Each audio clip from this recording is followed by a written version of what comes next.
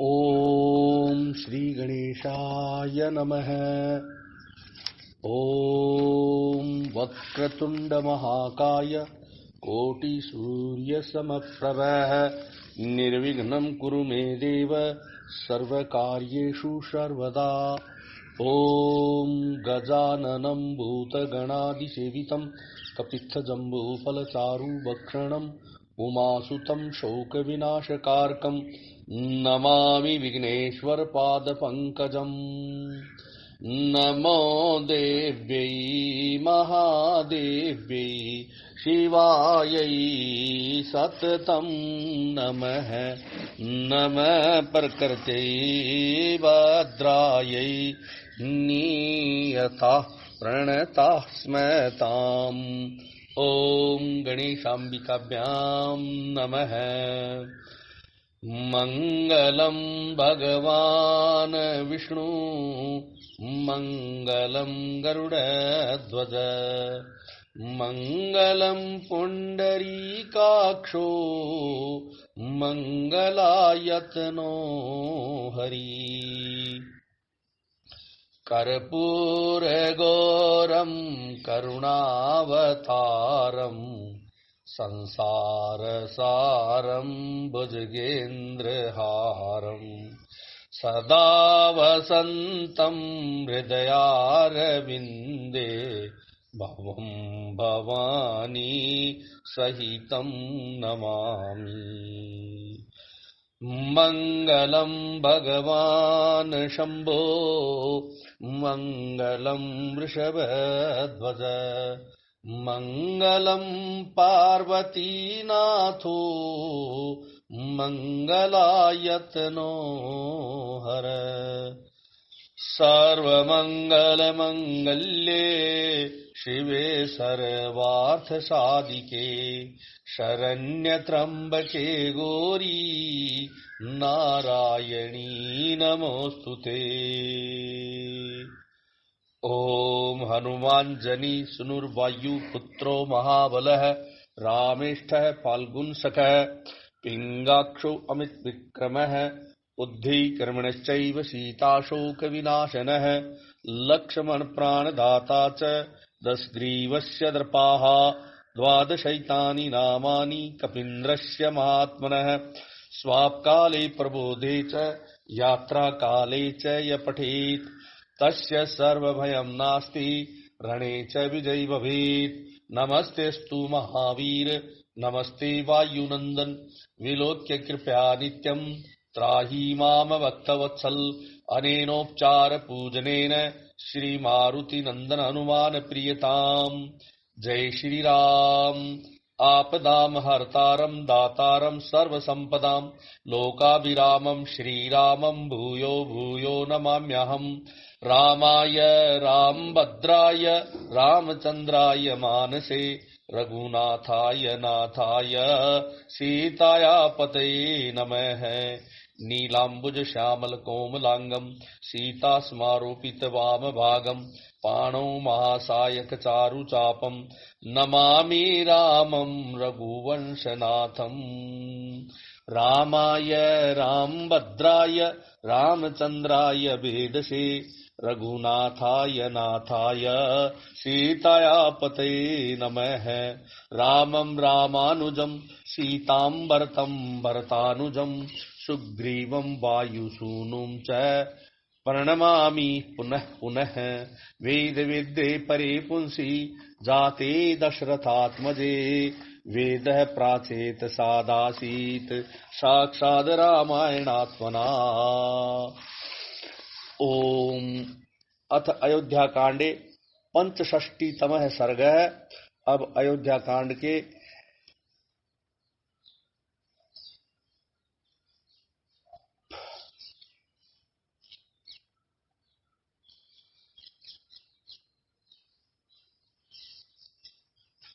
अथ अयोध्या कांडे चतुष्षष्टितमः सर्गः। अब अयोध्या कांड के 64वें सर्ग का शेष भाग। न तन्मे सदृशं देवी यन्मया राघवे कृतं सदृशं तत्तु तस्यैव यदनेन कृतं मयि। हे देवी, मैंने श्री राम के साथ जो बर्ताव किया है वह मेरे योग्य नहीं था, परंतु श्री राम ने मेरे साथ जो व्यवहार किया है वह सर्वथा उन्हीं के योग्य है। दुर्वृत्तम अपि कः पुत्रम त्यज्येत भुवि विचक्षणः कश्च प्रव्राज्यमानो वानासूयेत पित्रम सुतः। कौन बुद्धिमान पुरुष इस भूतल पर अपने दुराचारी पुत्र का भी परित्याग कर सकता है? एक मैं ही हूं जिसने अपने धर्मात्मा पुत्र को त्याग दिया, तथा कौन ऐसा पुत्र है जिसे घर से निकाल दिया जाए और वह पिता को कोसे तक नहीं, परंतु श्री राम चुपचाप चले गए, उन्होंने मेरे विरुद्ध एक शब्द भी नहीं कहा। चक्षुषा त्वाम न पश्यामि समृतिर्मम विलुप्यते दूता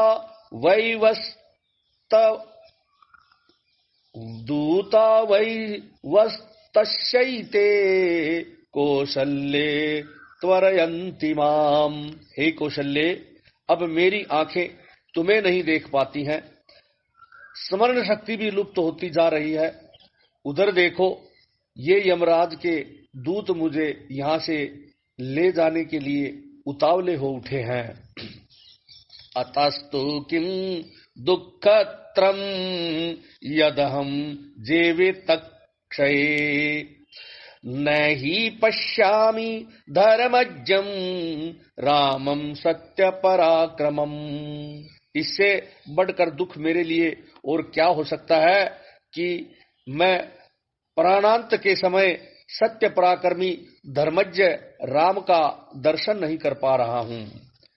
तस्या दर्शनजः शोक सुतस्या प्रतिकर्मणः उच्छोषयति वै प्राणान् वारि शोकमिवातपः। जिनकी समता करने वाला संसार में दूसरा कोई नहीं है, उन प्रिय पुत्र श्री राम के न देखने का शोक मेरे प्राणों को उसी तरह है सुखाए डालता है जैसे धूप थोड़े से जल को शीघ्र सुखा देती है। नैते मनुष्या देवास्ते ये चारु शुभ कुंडलम मुखम द्रक्ष्यन्ति रामस्य वर्षे पंचदशे पुनः। वे मनुष्य नहीं देवता हैं, वे अपने 15वें वर्ष वन से लौटने पर श्री राम का सुंदर मनोहर कुंडलों से अलंकृत मुख देखेंगे। जो आपके 15वें वर्ष वन से लौटने पर श्री राम का सुंदर मनोहर कुंडलों से अलंकृत मुख देखेंगे। पद्म पत्रे क्षणम शुभ्रम सुदृष्टम चारुनासिकम धन्या द्रक्ष्यन्ति रामस्य तारादीप समम सुखम। जो कमल के समान नेत्र, सुंदर बोहें, स्वच्छ दांत और मनोहर नासिका से सुशोभित श्री राम के चंद्रोपम मुख का दर्शन करेंगे, वे सब धन्य हैं। सदृशं शारदस्येन्दोः फूलस्य कमलस्य च सुगन्धिमं रामस्य धन्या द्रक्ष्यन्ति ये मुखम निवृत्तवन वासम तमोध्याम पुनरागतम द्रक्ष्यन्ति सुखिनो रामम शुक्रम मार्गगतम। तथा जो मेरे शरीर के शरद चंद्र सदृश मनोहर और प्रफुल्ल कमल के समान सुवासित मुख का दर्शन करेंगे, वे धन्य हैं। जो मेरे श्री राम के शरद चंद्र सदृश मनोहर और प्रफुल्ल कमल के समान सुवासित मुख का दर्शन करेंगे, वे सब धन्य हैं। जैसे मूढ़ता आदि अवस्थाओं को त्याग कर अपने उच्च मार्ग में स्थित शुक्र का दर्शन करके जो लोग सुखी होते हैं, उसी प्रकार वनवास की अवधि पूरी करने पर पुनः अयोध्या लौटकर आए हुए श्री राम को जो देखेंगे, वे ही सुखी होंगे। कौसल्ये चित्त मोहेन हृदयं सीदते तराम वेदयेन च संयुक्तान शब्द स्पर्श रसाननहम। हे कौशल्य, मेरे चित्त पर मोह छा रहा है, हृदय विदीर्ण सा हो रहा है, इंद्रियों से संयोग होने पर भी मुझे शब्द स्पर्श और रस आदि विषयों का अनुभव नहीं हो रहा है। चित्तनाशाद विपद्यन्ते सर्वाण्येवेन्द्रियाणि क्षीण स्नेहस्य दीपस्य संरक्ता रसमयो यथा। जैसे तेल समाप्त हो जाने पर दीपक की अरुण प्रभा विलीन हो जाती है, उसी प्रकार चेतना के नष्ट होने से मेरी सारी इंद्रियां ही नष्ट हो चली हैं। अयमातमभव शोको मामनाथम चेतनम संसादयति वेगेन यथा कूलम नदीरयः। जिस प्रकार नदी का वेग अपने ही किनारे को काट गिराता है, उसी प्रकार मेरा अपना ही उत्पन्न किया हुआ शोक मुझे वेग पूर्वक अनाथ और अचेत किए दे रहा है। हा राघव महाबाहो हा राघव महाबाहो हा माया सनाशन है। हा पितृप्रिय में नाथ हा ममासी गत सुत। हा महाबाहु रघुनंदन, हा मेरे कष्टों को दूर करने वाले श्री राम, पिता के प्रिय पुत्र, हा मेरे नाथ, हा मेरे बेटे, तुम कहाँ चले गए। हा कौशल्ये न पश्यामि हा सुमित्रे तपस्विनी हा नृशंसे ममामित्रे कैकेयी कुलपांसनी। हा कौशल्ये, अब मुझे कुछ नहीं दिखाई देता। हा तपस्विनी सुमित्रे, अब मैं इस लोक से जा रहा हूँ। हा मेरी शत्रु क्रूर कुलांगार कैकेयी, मेरे तेरी कुटिल इच्छा पूरी हो गई है। इति मातुश्च रामस्य सुमित्रयाश्च सन्निधौ राजा दशरथ शोचन् जीवितान् तमुपागमत। इस प्रकार श्री राम माता कौशल्या और सुमित्रा के निकट शोकपूर्ण विलाप करते हुए वह राजा दशरथ के जीवन का अंत हो गया। तथा तु दीन कथयन्न राधिपः प्रियस्य पुत्रस्य विवासनातुरः गतेर्धरात्रे वृषदुःख पीडितस्तदा जहो प्राणमुदार दर्शन।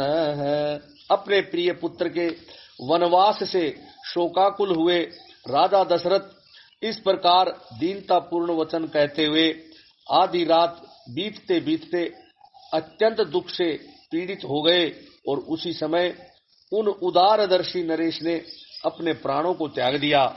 इत्यार्षे श्रीमद् रामायणे वाल्मीकि आदि काव्ये अयोध्या कांडे 64तमः सर्गः। इस प्रकार श्री वाल्मीकि निर्मित आर्ष रामायण आदि काव्य के अयोध्या कांड में 64वां सर्ग पूरा हुआ। 65तमः सर्गः 65वां सर्ग बंदी जनों का स्तुति पाठ, राजा दशरथ को दिवंगत हुआ जान उनकी रानियों का करुण विलाप। अथ रात्र्याम व्यतीतायाम प्रातरेवा परेहनी वंदिन परिउपातिष्ठ तथा पार्थिव निवेशनम। तदनंतर रात बीतने पर दूसरे दिन सवेरे ही बंदीजन महाराज की स्तुति करने के लिए राजमहल में उपस्थित हुए।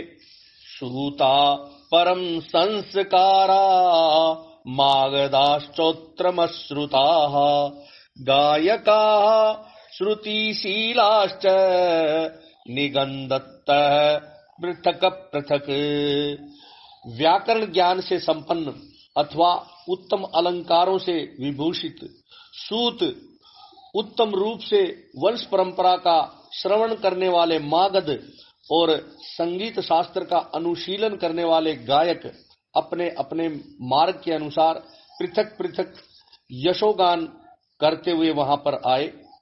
राजानम स्तुवताम तेषाम उदात्ताभिः ताशिषाम प्रासादाभोग विस्तीर्ण स्तुति शब्दो यह वर्तते। उच्च स्वर से आशीर्वाद देते हुए राजा की स्तुति करने वाले उन सूत मागध आदि का शब्द राजमहलों के भीतर भाग में फैलकर गूंजने लगा। ततस्तु स्तुवताम तेषाम सूतानाम पाणिवादकाः अपदानान्युदाहृत्य पाणिवादान्यवादयन्। वे सूतगण स्तुति कर रहे थे, इतने में ही पाणिवादक अथवा हाथ से ताल देकर गाने वाले वहां आए और राजाओं के बीते हुए अद्भुत कर्मों का बखान करते हुए ताल गति के अनुसार तालियां बजाने लगे। तेन शब्देन विहागाः प्रतिबुद्धाश्च सस्वनुः शाखास्था पंचरस्थाश्च ये राजकुल गोचराः। उस शब्द से वृक्षों की शाखाओं पर बैठे हुए तथा राजकुल में विचरने वाले पिंजरे में बंद शुक आदि पक्षी जाग कर चहचाने लगे। व्याहृताः पुण्य शब्दाश्च वीणानां चापि निःश्वसना वीणानां चापि निःश्वनाः आशीर्गेयं च गाथानां पूर्यामास वेशम तत्। शुक आदि पक्षियों तथा ब्राह्मणों के मुख से निकले हुए पवित्र शब्द, वीणाओं के मधुर नाद तथा गाथाओं के आशीर्वाद युक्त गान से वह सारा भवन गूंज उठा। ततः शुचे समाचारा पर्योपस्थान कोविदाः स्त्री वर्ष वरभूयिष्ठा उपतस्थुर्य तथा पुरा।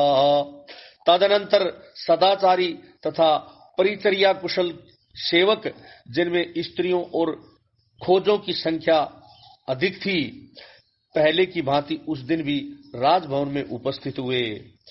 हरिचंदन संप्रक्तमुदकम कंचनैर्घटैः आनिन्युः स्नाना शिक्षाज्ञा यथा कालम यथा विधि। स्नाना विधि के ज्ञाता भृत्यजन विधि पूर्वक सोने के घड़ों में चंदन मिश्रित जल लेकर ठीक समय पर आ गए। मंगलालंबनीयानि प्राशानीयान्युपुष्करान् उपानिन्युस्तथा पुण्याः कुमारी बहुला स्त्रियः। पवित्र आचार विचार वाली स्त्रियां, जिनमें कुमारी कन्याओं की संख्या अधिक थी, मंगल के लिए स्पर्श करने योग्य गौ आदि, पीने योग्य गंगा जल आदि तथा अन्य उपकरण, दर्पण, आभूषण और वस्त्र आदि लेकर आई। सर्वलक्षण संपन्नम सर्वं विधिवदर्चितम सर्वं सुगुणलक्ष्मीवत तदबुदाभिहारिकम। प्रातः काल राजाओं के मंगल के लिए जो जो वस्तुएं लाई जाती हैं उनका नाम अभिहारिक है। वहां लाई गई सारी अभिहारिक सामग्री समस्त शुभ लक्षणों से संपन्न, विधि के अनुरूप, आदर और प्रशंसा के योग्य, उत्तम गुणों से युक्त तथा शोभायमान थी। ततः सूर्योदयम यावत सर्वं परिस्मुतसुकमं तस्थावनु संप्राप्तम किंस विदित्युपशंकितम। सूर्योदय होने तक राजा की सेवा के लिए उत्सुक हुआ सारा परिजन वर्ग वहां आकर खड़ा हो गया। जब उस समय तक राजा बाहर नहीं निकले तब सबके मन में यह शंका हो गई कि महाराज ने न आने का क्या कारण हो सकता है, अर्थात महाराज के बाहर न आने का क्या कारण हो सकता है। अत्सयाः कौशलेन्द्रस्य शयनं प्रत्यनन्तराः ताः स्त्रियस्तु समागम्य भरतारं प्रत्यबोधयन्। तदनंतर जो कौशल नरेश दशरथ के समीप रहने वाली स्त्रियां थी वे उनकी शैया के पास जाकर अपने स्वामी को जगाने लगी। अथाप्योचित्तवृत्तास्ता विनयेन नयेन च नय्यस्य शयनं स्पृष्ट्वा किंचद्युप्युपलेभिरे। वे स्त्रियां उनका स्पर्श आदि करने योग्य थी, अतः विनीत भाव से युक्ति पूर्वक उन्होंने उनकी शैया का स्पर्श किया।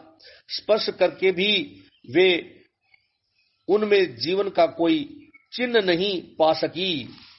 ता स्त्रियः स्पन्नशीलज्यश्चेष्टां संचलनादिषु ता वे पत्युपरीताश्च राज्य प्राणेषु संकिताः। सोए हुए पुरुष की जैसी स्थिति होती है उसको भी वे स्त्रियां अच्छी तरह समझती थी, अतः उन्होंने हृदय एवं हाथ के मूल भाग में चलने वाली नाड़ियों की भी परीक्षा की, किंतु वहां भी कोई चेष्टा नहीं प्रतीत हुई। फिर वे तो कांप उठी। उनके मन में राजा के प्राणों के निकल जाने की आशंका हो गई। परते स्त्रोतस्त्रिणाग्राणाम सदृशं संचकारिषे अथ संदेहमानानां स्त्रीणां दृष्ट्वा च पार्थिवम् यत तदा शंकितं पापं तदा जज्ञे विनिश्चयः। वे जल के प्रवाह के सम्मुख पड़े हुए तिनके के अग्रभाग की भांति कांपती हुई प्रतीत होने लगी। संशय में पड़ी हुई उन स्त्रियों को राजा की ओर देखकर उनकी मृत्यु के विषय में जो शंका हुई थी उसका उस समय उन्हें पूरा निश्चय हो गया। कौशल्या च सुमित्रा च पुत्र शोक पराजिते परुसुप्ते प्रसुप्तेन प्रबुद्धेते यथा काल समन्विते। पुत्र शोक से आक्रांत हुई कौशल्या और सुमित्रा उस समय मरी हुई के समान सो गई थी और उस समय तक उनकी नींद नहीं खुल पाई थी। निष्प्रभासा विवर्णा च सन्ना शोकेन सन्नता न व्याराजत कौशल्या तारेव तिमिरावृता। सोई हुई कौशल्या श्रीहीन हो गई थी, उनके शरीर का रंग बदल गया था। वे शोक से पराजित एवं पीड़ित हो अंधकार से आच्छादित हुई तारिका के समान शोभा नहीं पा रही थी। कौसल्यानंतरम राज्य सुमित्रा तदनंतरम न स्म विभ्राजते देवी शोकाश्रुलुलितानना। राजा के पास कौशल्या थी और कौशल्या के समीप देवी सुमित्रा थी। दोनों ही निद्रा मग्न हो जाने के कारण शोभाहीन प्रतीत हो रही थी। उन दोनों के मुख पर शोक के आंसू फैले हुए थे। ते च दृष्ट्वा तदा सुप्ते उभे देव्यौ च तं नृपम् सुप्तमेवोद्गत प्राणवन्तः पुरं मन्यत। उस समय उन दोनों देवियों को निद्रामग्न देख अंतःपुर की अन्य स्त्रियों ने यही समझा कि सोती अवस्था में महाराज के प्राण निकल गए। ततः प्रचुक्रुशुर्दीनाः ससुरंता वारांगनाः कारेणेव इवारण्ये स्थान प्रच्युत यूथपाः। फिर तो जैसे जंगल में यूथपति गजराज के अपने वास स्थान से अन्यत्र चले जाने पर हथनियां करुण चीत्कार करने लगी, उसी प्रकार वे अंतःपुर की सुंदरी रानियां अत्यंत दुखी हो उच्च स्वर से आर्तनाद करने लगी। तासामाक्रंद शब्देन ससोद्गच्चेतने कौशल्या च सुमित्रा च त्यक्त निद्रे बभूवतुः। उनके रोने की आवाज से कौशल्या और सुमित्रा की भी नींद टूट गई और वे दोनों सहसा जाग उठी। कौशल्या च सुमित्रा च दृष्ट्वा स्पृष्ट्वा च पार्थिवम् हानाथेति प्रीकृष्य पेतुतुर्धरणी तले। कौशल्या और सुमित्रा ने राजा को देखा, उनके शरीर का स्पर्श किया और हा नाथ की पुकार मचाती हुई वे दोनों रानियां पृथ्वी पर गिर पड़ी। सा कौशलेन्द्र दुहिता चेष्टमाना महीतले न भ्राजते रजोध्वस्ता तारेव गगनच्युता। कौशल राजकुमारी कौशल्या धरती पर लौटने और छटपटाने लगी। उनका धूली दूसरित शरीर अर्थात धूल से भरा हुआ शरीर शोभाहीन दिखाई देने लगा, मानो आकाश से टूटकर गिरी हुई कोई तारा धूल में लौट रही हो। नृपे शांत गुणे जाते कौसल्यां पतितां भुवि अपश्यंस्ताः स्त्रियः सर्वा हतां नाग वधूमिव। राजा दशरथ के शरीर की उष्णता शांत हो गई थी। इस प्रकार उनका जीवन शांत हो जाने पर भूमि पर अचेत पड़ी हुई कौशल्या को अंतःपुर की उन सारी स्त्रियों ने मरी हुई नागिन के समान देखा। ततः सर्वा नरेन्द्रस्य कैकेयी प्रमुखा स्त्रियः रुदन्तः शोक संतप्ता निपेतुर्गत चेतना। तदनंतर पीछे आई हुई महाराज की कैकेयी आदि सारी रानियां शोक से संतप्त होकर रोने लगी और अचेत होकर गिर पड़ी। ताबीस बलवान नाद क्रोशन्ते बिरनुद्रुतः येन स्पीति कृतो भूयस्तद गृहं समनादयत। उन क्रंदन करती हुई रानियों ने वहां पहले से होने वाले प्रबल आर्तनाद को और भी बढ़ा दिया। उस बढ़े हुए आर्तनाद से वह सारा राजमहल पुनः बड़े जोर से गूंज उठा। तत प्रेत्रस्त संभ्रांत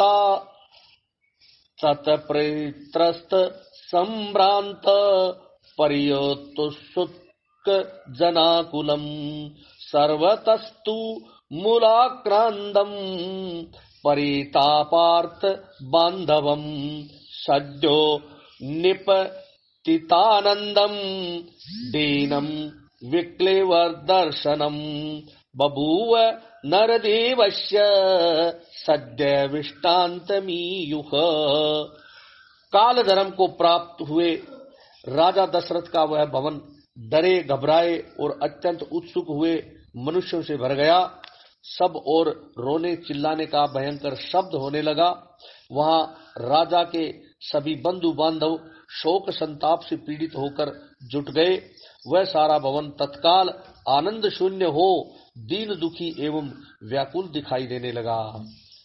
अतीतमाज्ञायतु पार्थिवर्षभम् यशस्विनं तं परिवार्य पत्न्याः वृषं रुदन्त्यः करुणं दुःखिताः प्रगृह्य बाहु व्यालपन्ननाथवत्। उन यशस्वी भूपाल शिरोमणि को दिवंगत हुआ जान उनकी सारी पत्नियां उन्हें चारों ओर से घेरकर अत्यंत दुखी हो जोर जोर से रोने लगी और उनकी दोनों बाहें पकड़कर अनाथ की भांति करुण विलाप करने लगी। इत्यार्षे श्रीमद् रामायणे वाल्मीकि आदि काव्ये अयोध्या कांडे पंचषष्टितमः सर्ग है। इस प्रकार श्री वाल्मीकि निर्मित आर्ष रामायण आदि काव्य के अयोध्या कांड में 65वां सर्ग पूरा हुआ।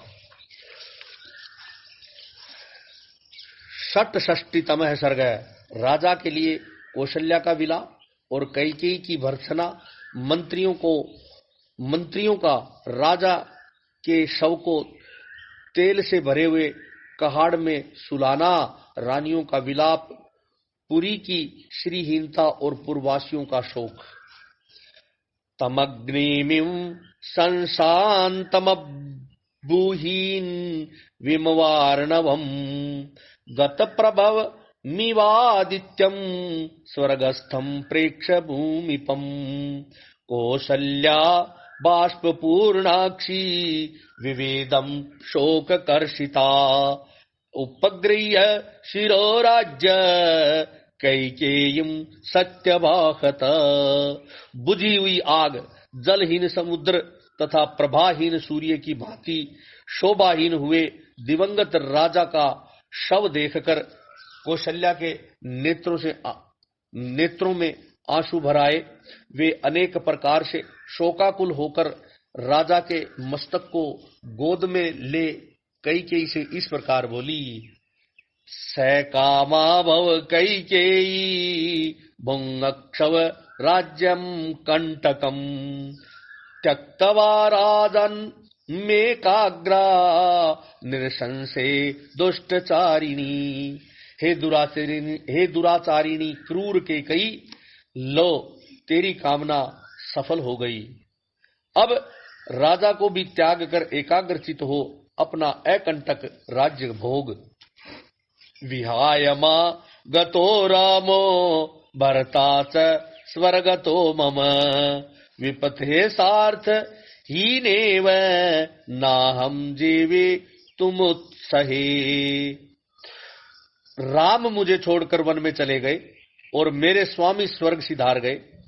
अब मैं दुर्गम मार्ग में साथियों से बिछुड़कर असहाय हुई अबला की भांति जीवित नहीं रह सकूंगी।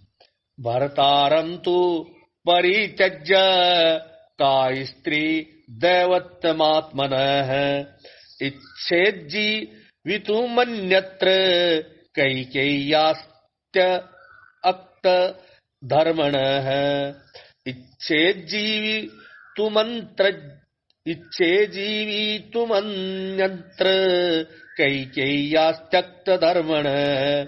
नारी धर्म को त्याग देने वाली कैकेयी के सिवा संसार में दूसरी कौन ऐसी स्त्री होगी जो अपने लिए आराध्य देव स्वरूप पति का परित्याग करके जीना चाहेगी।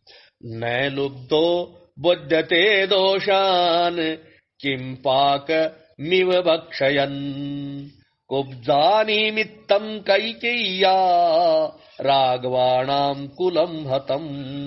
जैसे कोई धन का लोभी दूसरों को विष खिला देता है और उससे होने वाले हत्या के दोष पर ध्यान नहीं देता, उसी प्रकार इस कैकेयी ने कुब्जा के कारण रघुवंशियों के इस कुल का नाश कर डाला।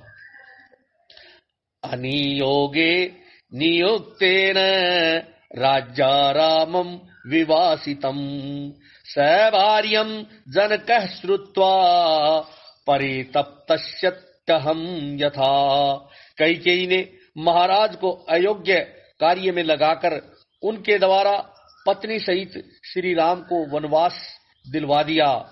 यह समाचार जब राजा जनक सुनेंगे तब मेरे ही समान उनको भी बड़ा कष्ट होगा। स मामनाथाम विद्वाम नाद्य जानाति धार्मिकः राम कमल पत्राक्षो जीवन्नाशमितो गतः। मैं अनाथ और विधवा हो गई, यह बात मेरे धर्मात्मा पुत्र कमल नयन श्री राम को नहीं पता है। वे तो यहाँ से जीते जी अदृश्य हो गए। विदेह राजस्य सुप्ता तथा चारु तपस्विनी दुःखस्यानुचिता दुःखम वने पर्युद्विजिष्यति। पति सेवा रूप मनोहर तप करने वाली विदेह राजकुमारी सीता दुख भोगने के योग्य नहीं है। वह वन में दुख का अनुभव करके उद्विग्न हो उठेगी। नदताम भीम घोषाणाम निशासु मृग पक्षिणाम निशम्यमाना संतृष्टा राघवम संश्रयिष्यति।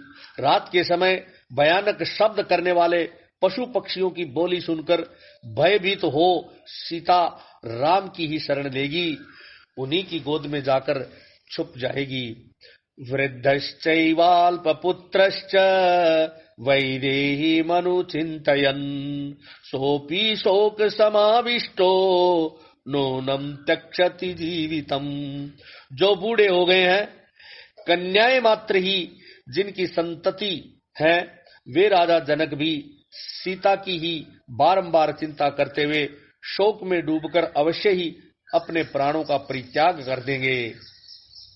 साहमद्दैव देष्टान्तम गमिष्यामि पतिव्रता इदं शरीर मालिंग्य परवेक्षामि हुताशनम। मैं भी आज ही मृत्यु का वर्ण करूंगी। एक पतिव्रता की भांति पति के शरीर का आलिंगन करके चिता की आग में प्रवेश कर जाऊंगी।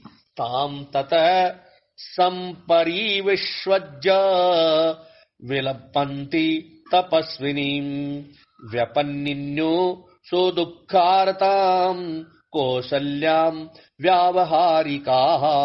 पति के शरीर को हृदय से लगाकर अत्यंत दुख से आर्त हो करुण विलाप करती हुई तपस्विनी कौशल्या को राजकाज देखने वाले मंत्रियों ने दूसरी स्त्रियों द्वारा वहां से हटवा दिया।